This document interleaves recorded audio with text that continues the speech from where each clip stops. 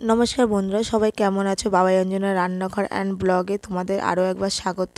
আজকে আরও একটি নতুন রেসিপি নিয়ে চলে এসেছি। আজকে বানাবো ডিমের কারি। ডিমের কারিটা আমি একদম অন্যরকমভাবে বানিয়েছি।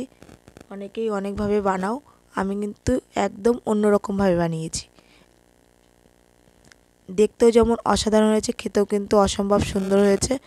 যদি কেউ ইউটিউব থেকে দেখে থাকো তাহলে কিন্তু অবশ্যই কিন্তু চ্যানেলটিকে সাবস্ক্রাইব করে দিও, লাইক কমেন্ট শেয়ার করে দিও। আর যদি কেউ ফেসবুক থেকে দেখে থাকো তাহলে অবশ্যই কিন্তু পেজটিকে ফলো করে দিও। বেশি কথা না বলে চলে যাব রান্নার দিকে। এই জন্য প্রথমেই কড়াইতে তেল দিয়ে দিচ্ছি। তেলটা গরম হয়ে গেছে, এরপরে একে একে ডিমগুলো দেব।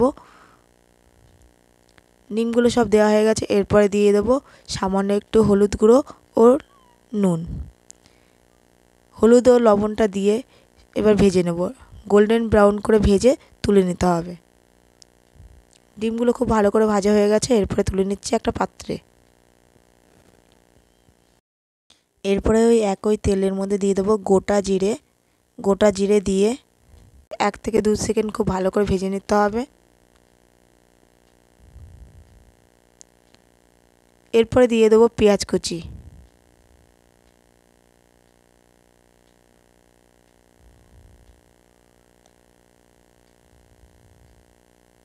পেঁয়াজ কুচিটা দিয়েও কিন্তু 1 থেকে 2 মিনিট খুব ভালো করে ভেজে নিতে হবে, যতক্ষণ না গোল্ডেন ব্রাউন হয়ে আসছে।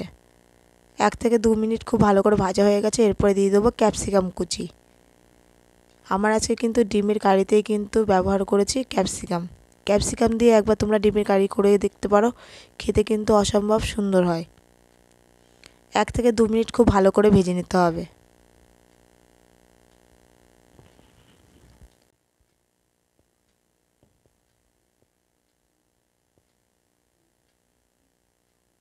এক থেকে 2 মিনিট খুব ভালো করে ভাজা হয়ে গেছে, এরপরে দিয়ে দেবো আদা রসুন কাঁচা লঙ্কা বাটা। আদা রসুন কাঁচা লঙ্কা বাটাটা দিয়ে খুব ভালো করে কষাতে হবে। এরপরে দিয়ে দেবো স্বাদ মতন লবণ। লবণটা দিয়ে সব কিছু আবারও খুব ভালো করে মিশিয়ে নিতে হবে।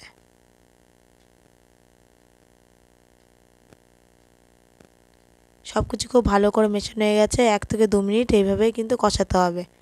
এরপর আমরা গুঁড়ো মশলাটা রেডি করে নেব। প্রথমেই নিয়েছি জিরে গুঁড়ো। এরপরে নিয়ে নেব কাশ্মীরি লঙ্কার গুঁড়ো।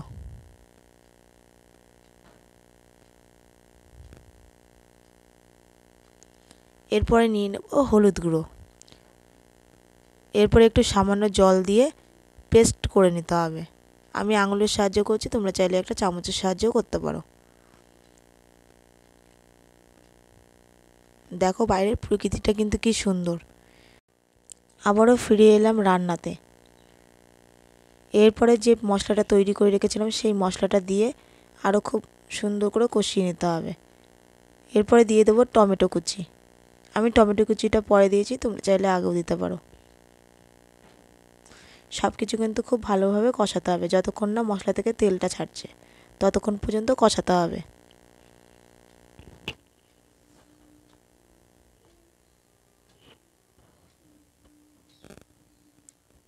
তোমাদেরকে খুব ভালো করে দেখাচ্ছি, দেখো মশলার কালারটা কিন্তু কি সুন্দর এসছে, দেখতেও কিন্তু অসাধারণ লাগছে। এইভাবে 2 থেকে 3 মিনিট খুব ভালোভাবে কষিয়ে নিতে হবে।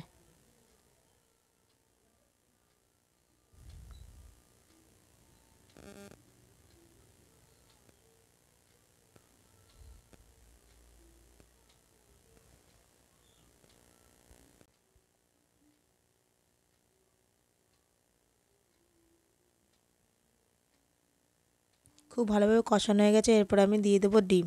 ডিমগুলো দিয়েও খুব ভালোভাবে কষিয়ে নিতে হবে।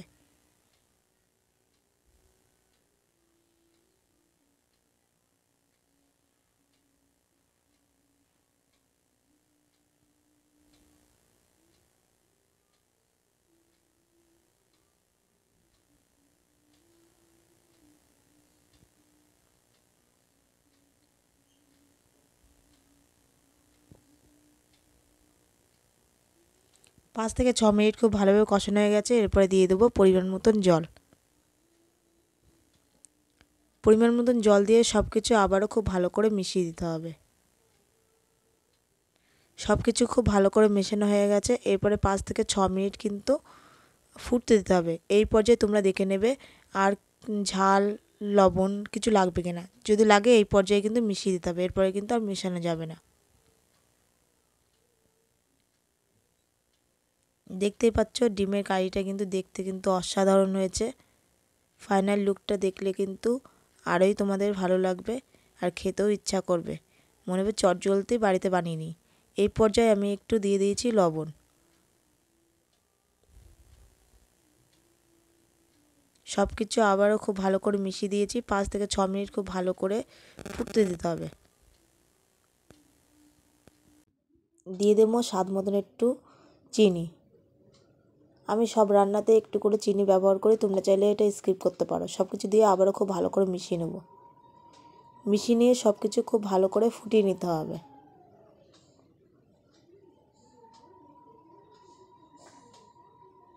তোমরা দেখতেই পাচ্ছ ডিমের কারিটা কিন্তু অসাধারণ দেখতে হয়েছে আর খেতেও কিন্তু ততটাই সুন্দর হয়েছিল। তাই তোমরা কিন্তু অবশ্যই কিন্তু বাড়িতে বানাও, বানিয়ে খেয়ে দেখো। আর খেয়ে যদি ভালো লাগে অবশ্যই কিন্তু কমেন্ট করে জানাবে যে তোমাদের ডিমের কারিটা কেমন লাগলো। প্রায় আমাদের হয়ে গেছে, কারিটা অনেকটা কমে এসছে। এই পর্যায়ে আমরা রাখবো, এর থেকে বেশি আর কিন্তু কমাবো না। তোমরা চাইলে কারিটা একটু বেশি রাখতেও পারো, আবার কমিয়ে দিতে পারো। এবার ফাইনাল লুকটা দেখো, অসম্ভব সুন্দর হয়েছে। দেখতেও যেমন সুন্দর, খেতেও তেমন অসাধারণ। তোমরা অবশ্যই কিন্তু বাড়িতে বানাও। আর তোমরা কে কে বাড়িতে এই রেসিপিটি ট্রাই করেছো অবশ্যই কিন্তু কমেন্টে জানিও। Tata bye.